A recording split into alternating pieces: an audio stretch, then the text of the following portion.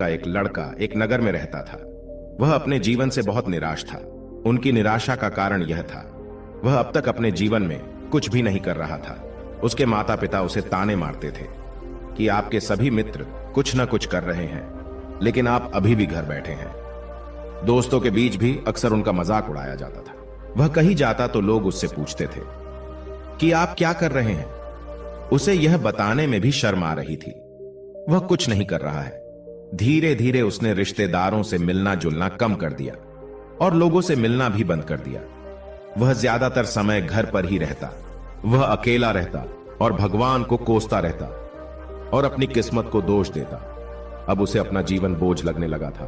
कभी कभी वह सोचता कि कब वह कुछ करने के योग्य बनेगा, और फिर वह सोचता कि जिंदा रहने से अच्छा मर जाना ठीक है। एक दिन वह अपने नगर की एक गली से गुजर रहा था। तभी उसने देखा कि एक गुरु दुख और परेशानियों पर उपदेश दे रहे हैं। वह भी उसी भीड़ में सबसे पीछे बैठ गया और गुरु के प्रवचन सुनने लगा। गुरु कह रहे थे कि दुख एक शिक्षक की तरह है जो हमें जीवन की सच्चाई दिखाता है और हमें जीने का सही तरीका सिखाता है। आप चाहे तो जिंदगी जीना भी सीख सकते हैं। आप चाहो तो कुछ भी हासिल कर सकते हो, और अगर चाहो तो एक कोने में बैठकर रो सकते हो। इन सभी बातों को सबल ध्यान से सुन रहा था, लेकिन उपदेश की यह बातें पसंद नहीं आई। उसने खड़े होकर कहा कि कुछ भी सिखाने से दुख दूर नहीं होता, इसमें केवल दर्द होता है। दुख की पीड़ा अनंत है। ऐसा लगता है कि इसके बाद कुछ होने वाला नहीं है। इससे कुछ भी फर्क नहीं पड़ता है। इसके सामने तो मौत भी छोटी लगती है। तब गुरु ने कहा, वत्स, तुम्हारा दुख क्या है? सबल ने उनके सामने अपनी सारी व्यथा सुनाई और गुरु से पूछा कि मेरे इन दुखों का कोई उपाय है तुम्हारे पास? यह सुनकर गुरु मुस्कुराए और बोले, तुम उस दिन मेरे पास आना जब आपके जीवन में वास्तविक दुख आए। मैं आपकी समस्या का समाधान अवश्य करूंगा। यह कहकर गुरु वहां से चले गए। सबल ने सोचा, क्या यह मेरा दुख नहीं है तो क्या है? मैं जिस दर्द से गुजर रहा हूं वह असली दुख नहीं है क्या? मेरा दुख कोई नहीं समझ सकता। जब मां बाप नहीं समझते तो भला गुरु क्या समझेंगे? उस दुखों से व्यथित होकर सबल ने एक फैसला लिया कि अब वह कुछ करेगा। सबल ने एक छोटा व्यवसाय शुरू किया, पर उसे सफलता नहीं मिल रही थी। लेकिन उसके घर वाले खुश थे।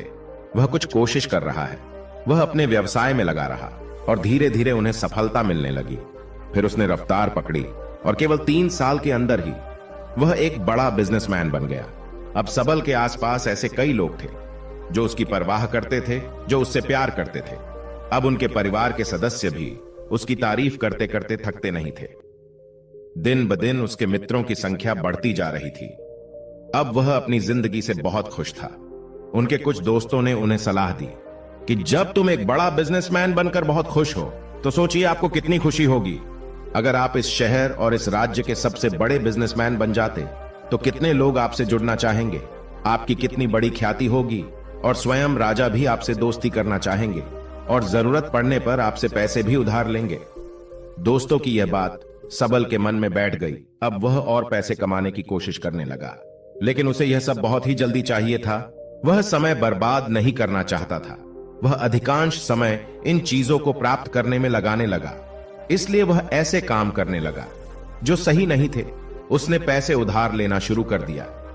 उसके दोस्तों से पैसे की मात्रा और अधिक मुनाफा कमाने के लालच में वह अपने माल में मिलावट करने लगा। उसने अन्य व्यापारियों के खिलाफ भी साजिश रची और उन्हें डराया धमकाया। जैसा उसके दोस्त कहते थे वैसा ही करता था। वह इन तरीकों से ज्यादा पैसा कमा रहा था, पर अब उसके जीवन में पहले जैसा चैन नहीं था। उनके मन की शांति गायब हो गई थी और वह रात को सो नहीं पाता था। वह विचारों में रहता था। वह सब कुछ पाकर भी उसे किसी चीज में सुख नहीं मिल रहा था।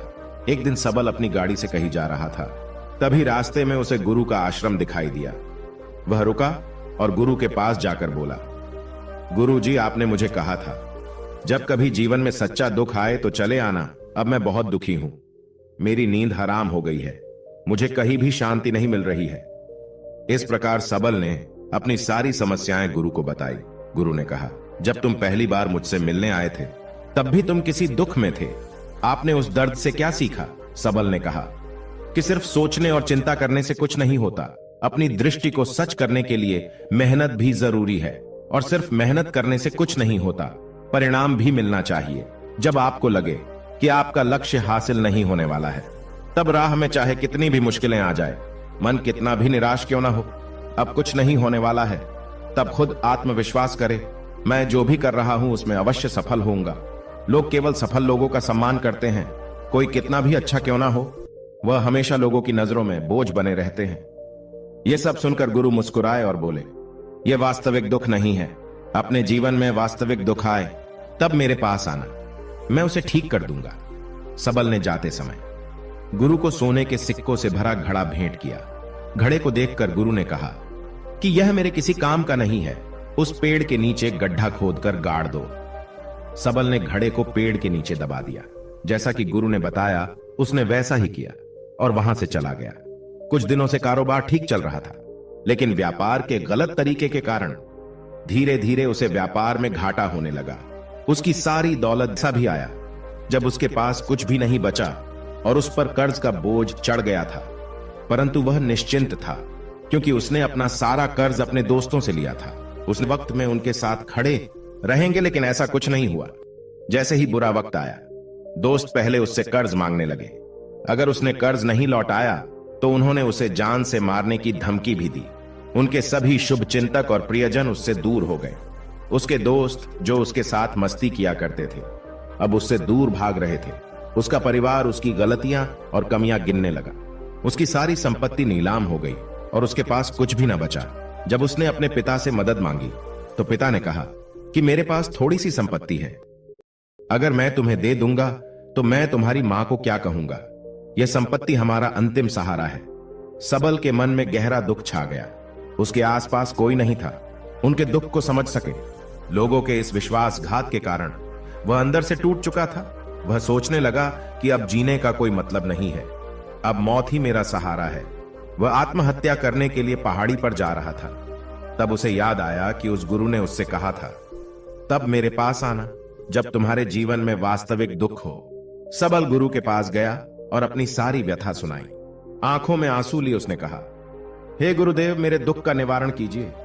तब गुरु ने कहा कि जब जीवन में असली दुख आए तब मेरे पास आना, मैं इसे जरूर ठीक करूंगा। सबल ने कहा कि यह क्या है, मेरी जिंदगी में दुख नहीं है तो आखिर असली दुख क्या है। गुरु ने सबल से कहा कि पहले आप मुझे बताओ कि आपने अपने दुख से क्या सीखा।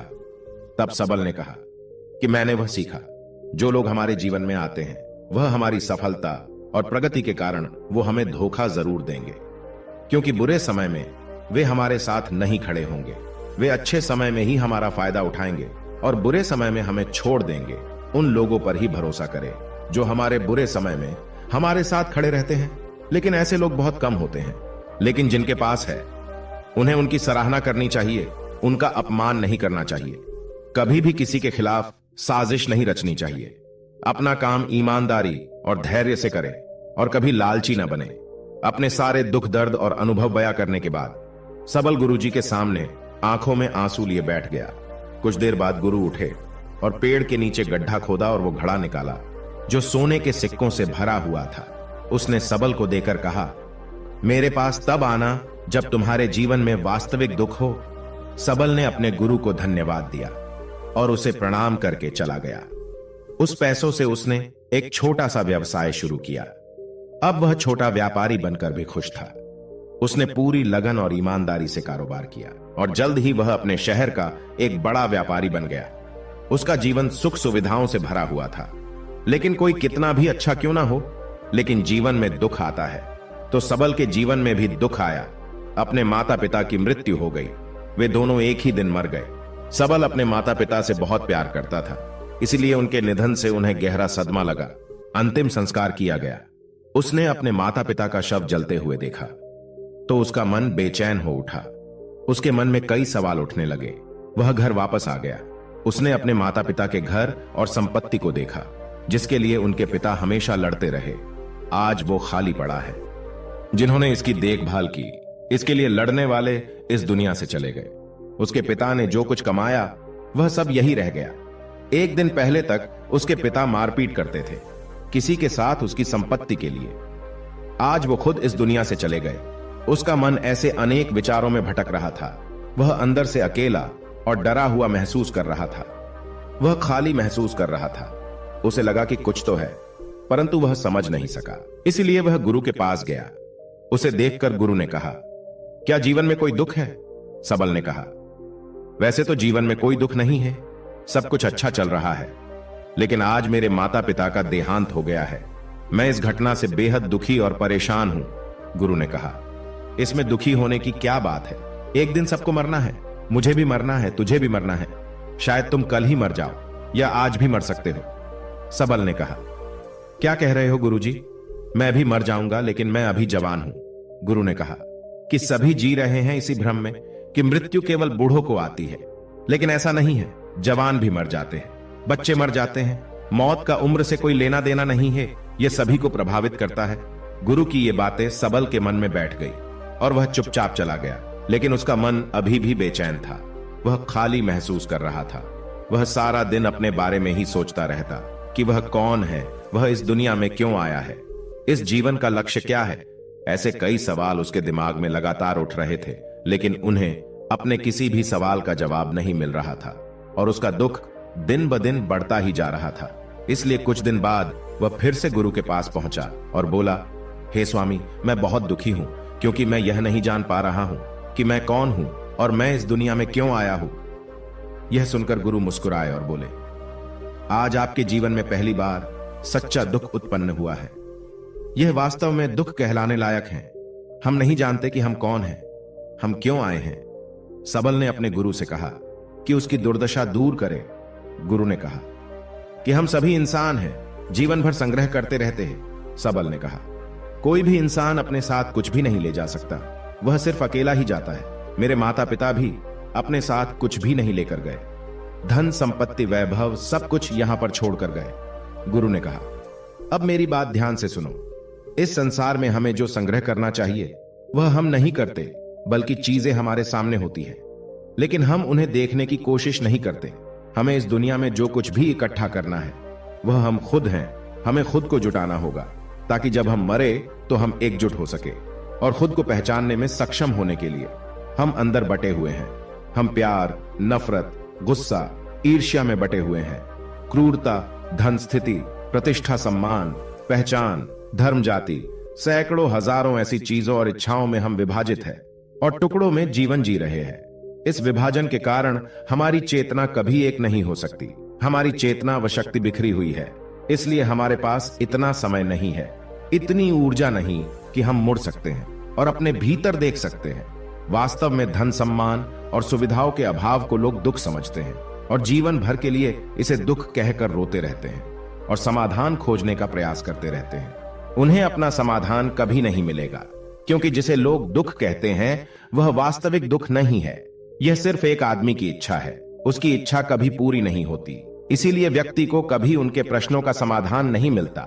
इसलिए इन सब से परे यदि आप अपने दुखों का परम समाधान चाहते हैं तो सबसे पहले खुद को समेटना होगा। इस दुनिया से अपनी ऊर्जा वापस ले लो और इकट्ठा करो। अपने आप पर ध्यान केंद्रित करो, स्वयं पर ध्यान दो। अपने मृत्यु से पहले अपने आप को जानने की कोशिश करो। बिखरो मत, सबल ने कहा। गुरुजी, क्या हम इस संसार को छोड़ दें? हमारी सभी इच्छाओं को मार देना चाहिए। किसी से प्रेम नहीं करना चाहिए, धन संग्रह नहीं करना चाहिए, सम्मान की आशा छोड़ देनी चाहिए। गुरु ने कहा कि भावनाओं और इच्छाओं से ऐसे बिखरे हुए मनुष्य में से बाहर निकल आओ, जैसे कोई पत्थर पहाड़ से अलग होकर गिरे तो जिस पर पर्वत का कोई कंट्रोल नहीं होता सिवाय देखने या परेशान होना और कुछ खोना। ठीक वैसे ही बिखरे हुए मनुष्य की इच्छाएं बेकाबू और दर्दनाक है। उसका अनियंत्रित मन इच्छा करता रहता है और कल्पना करता रहता है और यह दुख देता है। लेकिन जब एक व्यक्ति अपने मन को एकत्र करता है तो वह जो कुछ भी करता है वह उसके नियंत्रण में होता है। फिर उसकी इच्छा से इच्छाएं भी उत्पन्न होती है। फिर सबल ने कहा कि आपने मेरे असली दुख का समाधान कर दिया। आपका बहुत बहुत धन्यवाद। अब से मैं खुद को समेटने और खुद को तलाशने की कोशिश करूंगा। गुरु ने कहा कि मानव शरीर में बहुत ऊर्जा और शक्ति है, लेकिन यह फालतू के कामों में बटा हुआ है, बेकार की बातों में लगा हुआ है। यह एक बहुत ही शक्तिशाली मशीन की तरह है और वह बिना सोचे समझे अपनी शक्ति बर्बाद कर रहा है और बिना किसी नियंत्रण के। इसीलिए इस शक्ति पर ध्यान दे, अपनी चेतना और इसे इकट्ठा करे, सबल को अपने प्रश्नों का उत्तर मिल गया। उसने अपने गुरु का धन्यवाद किया और चुपचाप चला गया।